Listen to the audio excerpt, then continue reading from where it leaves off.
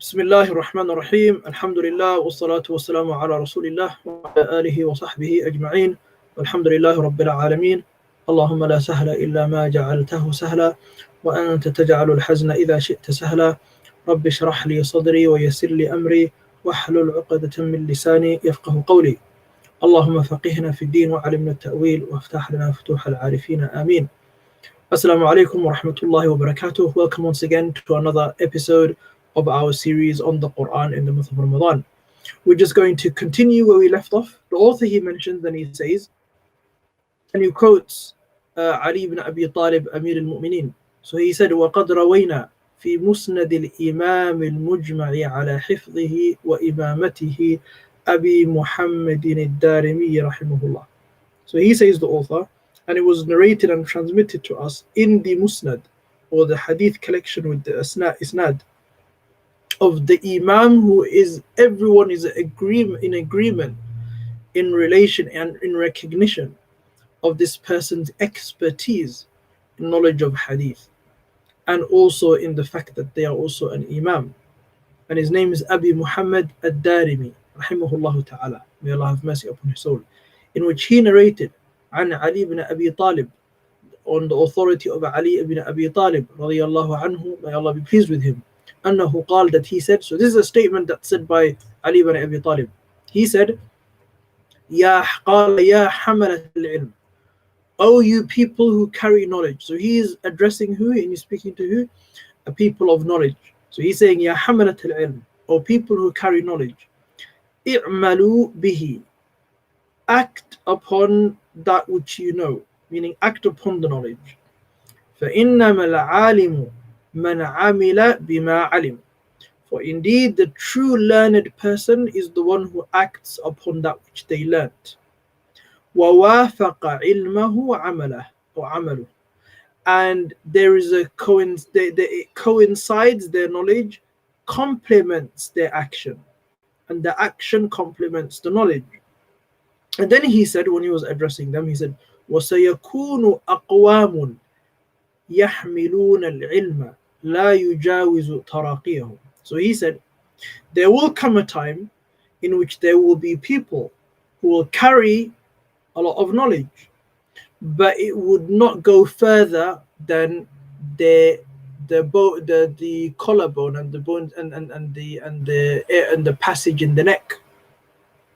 It will not go further than that. Meaning, the only relationship that they actually have with knowledge is speaking, and that's it. Meaning, their action does not complement in any way whatsoever their knowledge, what they've learnt, and what they know. Then he said, the author, Ali ibn Talib, يُخَالِفُ عَمَلُهُمْ عِلْمَهُمْ. In fact, their actions contradict their knowledge. يخالفون or يخالف عملهم علمهم. So their actions, that which they're doing, completely contradicts. So you have a situation in which people are doing the complete opposite of what they're supposed to do.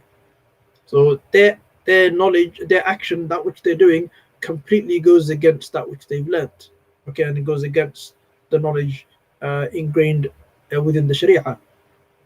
وتخالف, then he said, Ali ibn Abi Talib, وتخالف سريرتهم علانيتهم, and their inward reality, okay, contradicts their outward reality.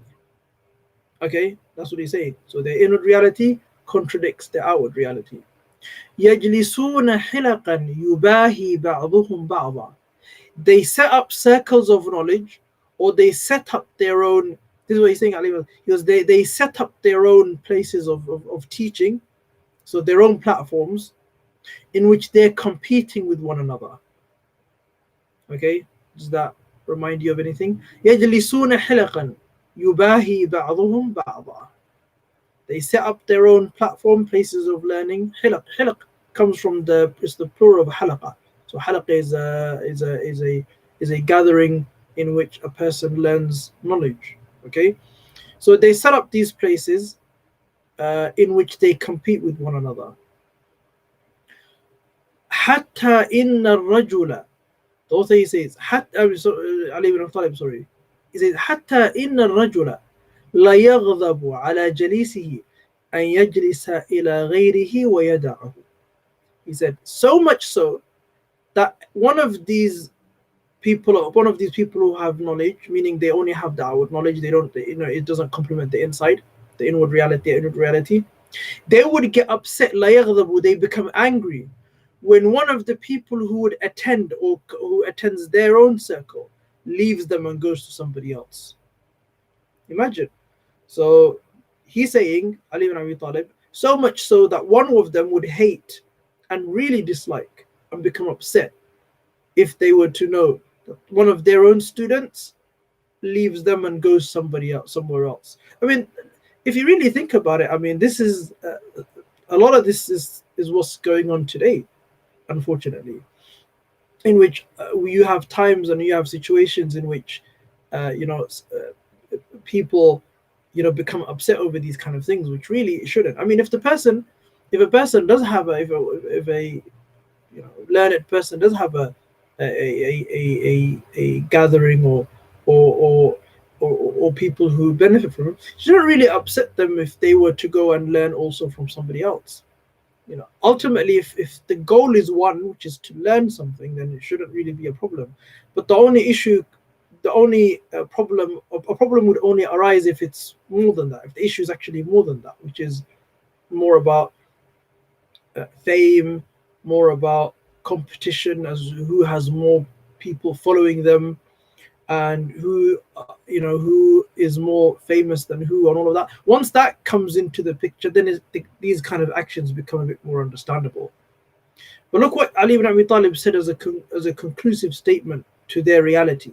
He said, "Ulaika, those types of people, لا تسعد أعمالهم في مجالسهم تلك إلى الله تعالى." He said, those types of people, their actions do not ascend, even though they're doing something which is seemingly positive and good, meaning teaching and educating people.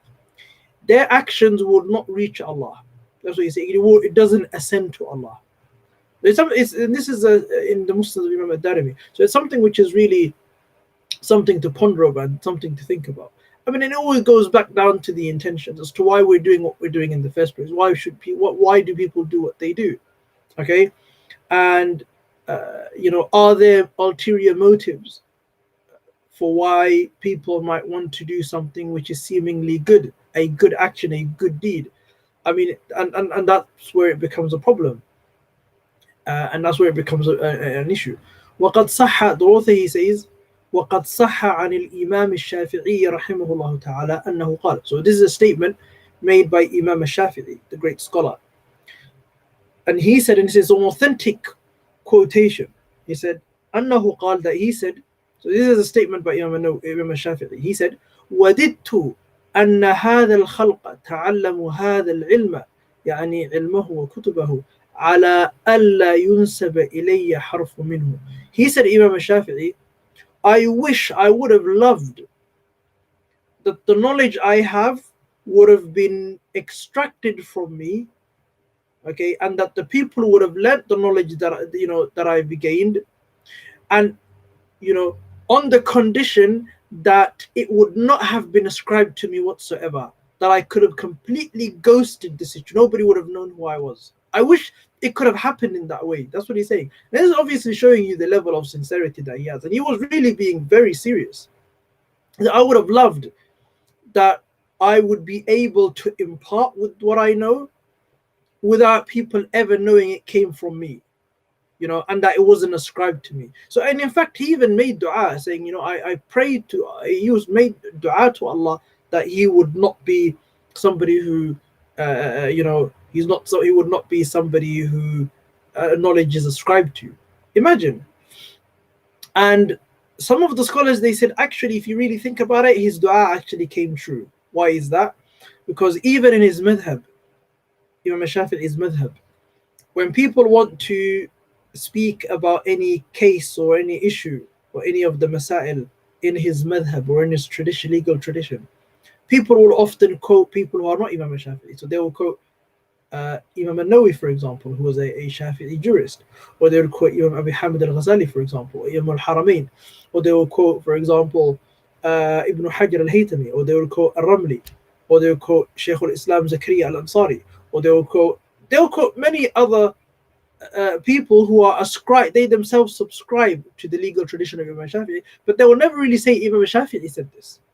So some of the scholars, they would say that, in fact, actually, if you really think about it, despite the fact that Imam Shafi'i is a household name, whenever we're talking about masail or issues pertaining to fiqh, we don't really quote Imam Shafi'i as having saying this and that, but people who are subscribed to his madhab. So was his dua accepted? Perhaps, Allahu A'lam. Many of the scholars, they say actually it was. So he said, very clearly showing his sincerity, I wish I could have, imparted with the knowledge on the condition that it wouldn't have been ascribed to me, and that I could have been nobody would have known where it came from. Because I would have preferred it to be like that, And he even said, "Allah yunsab ilayya harfu minhu." Even one jot, one harf, one letter, I wouldn't even want one letter to be ascribed to me. And if that could have been something that could have happened, I would have wished that it was the case. And then the author, he goes on to the next chapter, speaking about the akhlaq, or speaking about the characteristics of the teacher of the Quran. So what are the characteristics that should be found in a person who is teaching the Quran? So the author, he says, وَيَنْبَغِي لِلْمُعَلِّمِ أَنْ يَتَخَلَّقَ بِالْمَحَاسِنِ الَّتِي وَرَدَ الشَّرْعُ بِهَا. So the author, he begins and he says, it's incumbent that the teacher, meaning the teacher of Quran, embodies themselves, with the best characteristics that has been mentioned in the Sharia. وَالْخِلَالِ الْحَمِيدَةِ وَشَيَّمِ الْمَرْضِيَّةِ الَّتِي أَرْشَدَ إِلَيْهَا. And also that they characterize themselves with that which is praiseworthy and that which is pleasurable, that which the Sharia has alluded to. And he's going to give us examples. So he says, مِنَ الزَّهَادَةِ فِي الدُّنْيَا. So for somebody who is not extremely connected to this worldly life.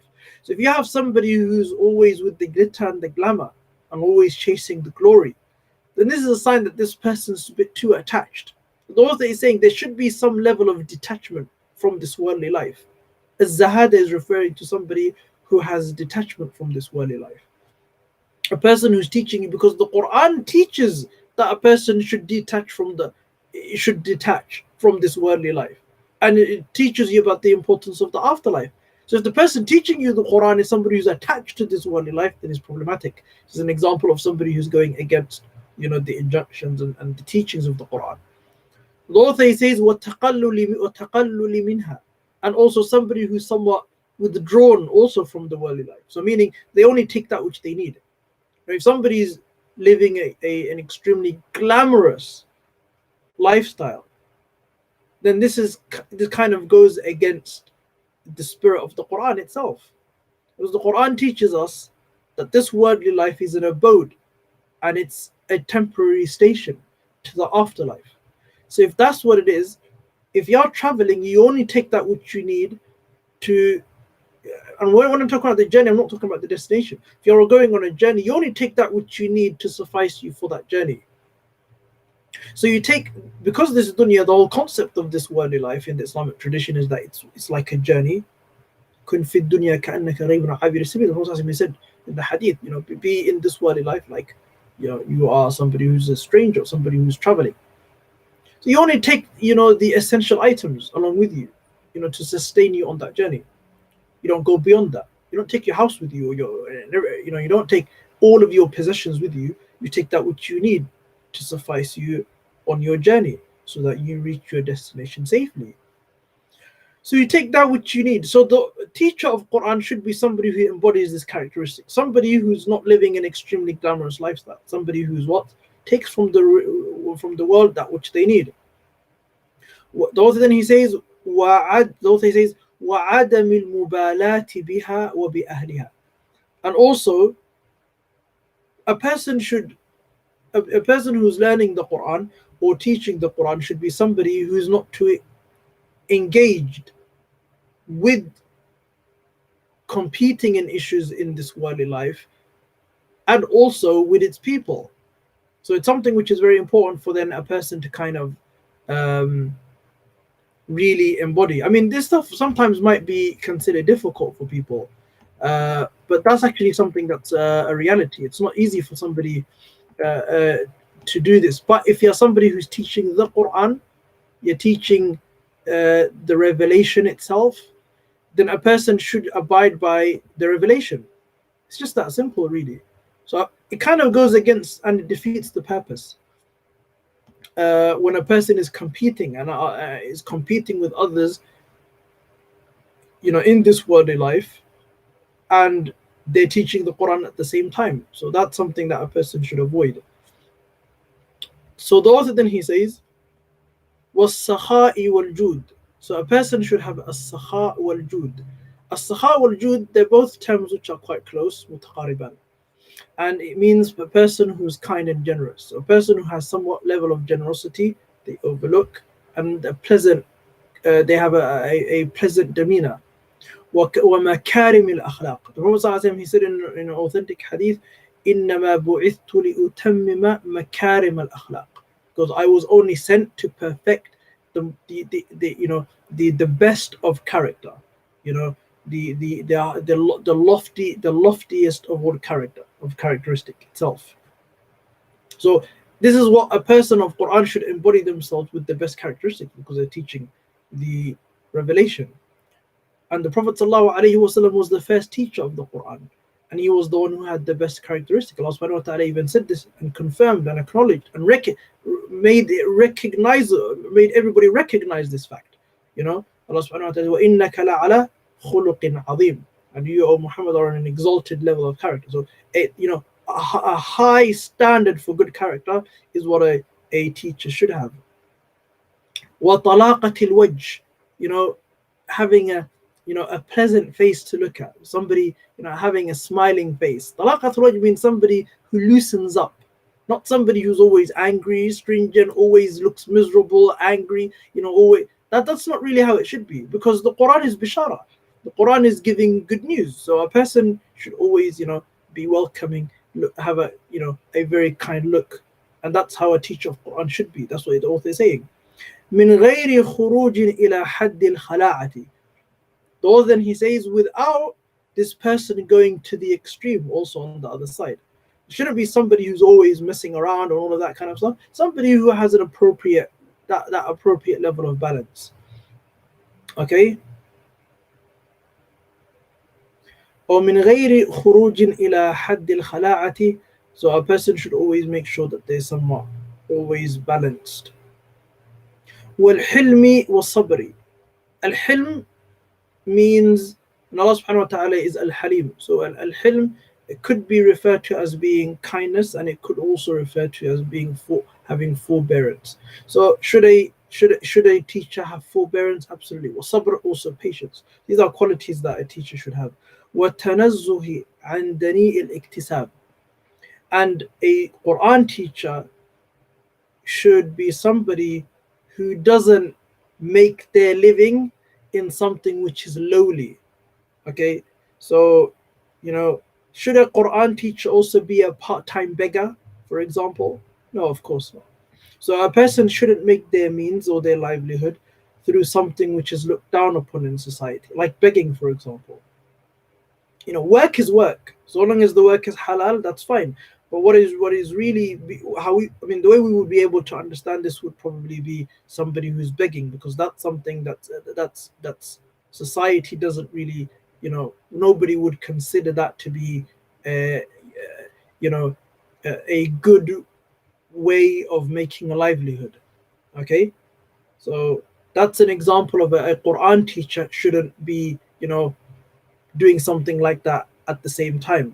There's an honor and there's a level of prestige when it comes to teaching the Quran. So a person should also have that status in society, because when they see a teacher of Quran, they should see somebody who is an asset to the society, somebody who is respected as a status. So they shouldn't be doing something which would cause people to question this person's their status and their reputation.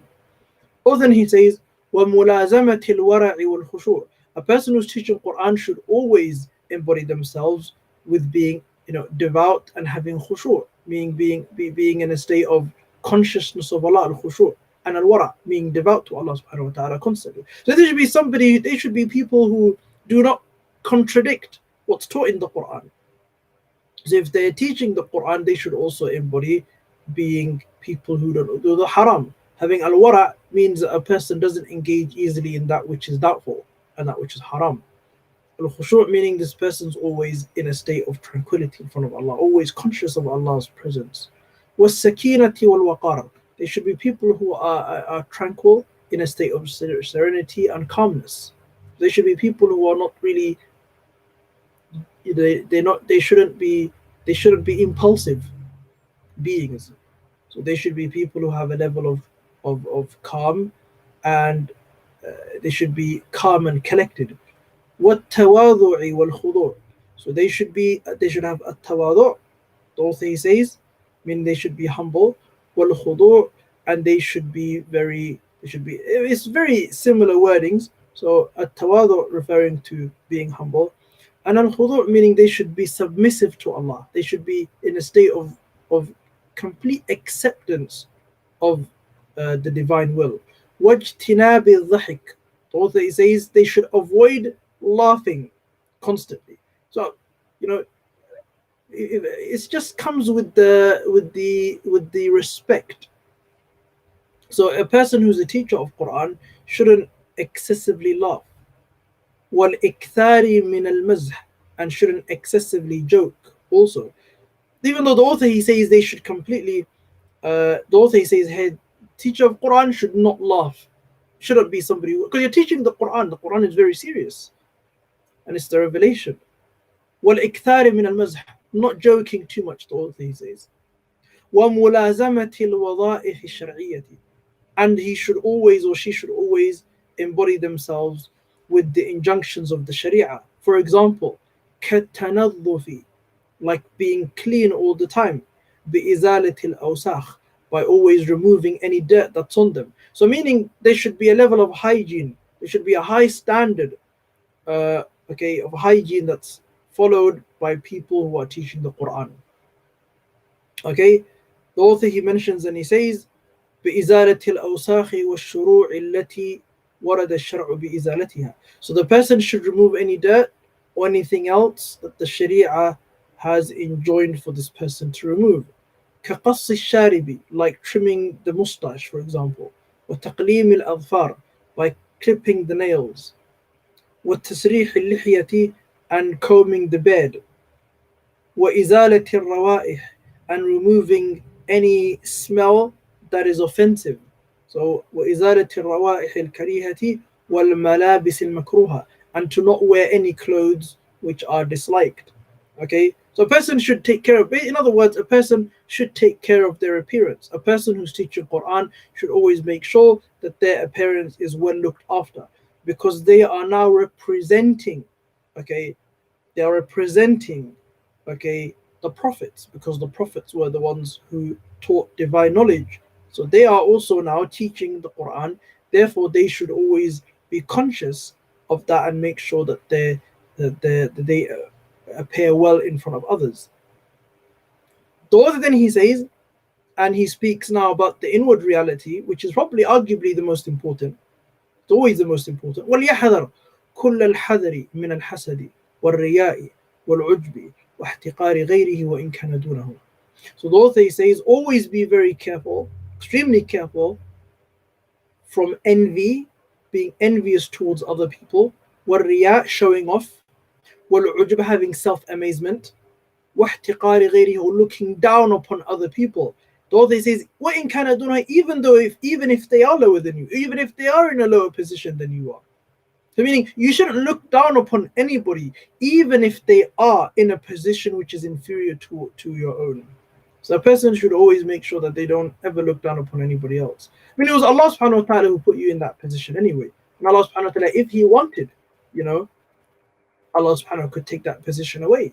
and give it to somebody else, and even give it to the one whom you used to look down upon. Imagine Allah subhanahu Fir'aun, he used to look down upon Bani Israel, but then Allah subhanahu wa ta'ala elevated Musa alayhi salam, who was from Bani Israel, above Fir'aun.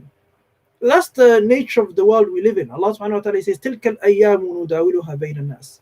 These are the alternate days that we give, that we give.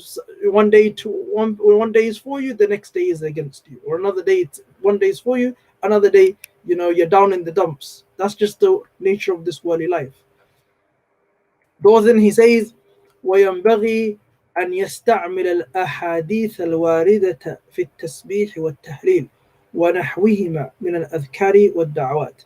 So the author says, a person who teaches Quran should always regularly incorporate and use many of the ahadith that speak or that talk about at-tasbih wa tahleel. So meaning they should embody the tasbih meaning saying subhanallah, so adhkar generally speaking, at subhanallah, or tahleel is saying la ilaha illallah, and similar to it, min al-adhkar wa da'awat, from the remembrances and the supplications. So a person who's a Quran teacher should always be in regular remembrance of Allah and always supplicating through that which was mentioned in the authentic prophetic traditions.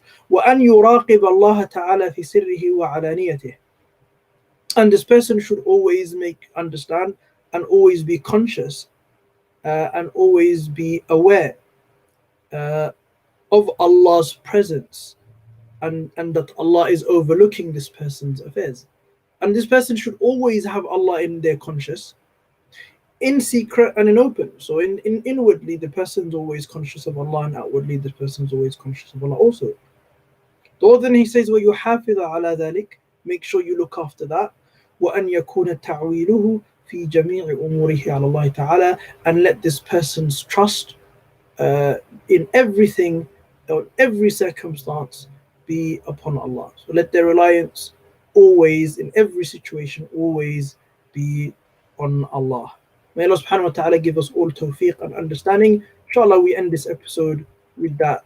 Jazakumullah khair until next time. Assalamu alaikum wa rahmatullahi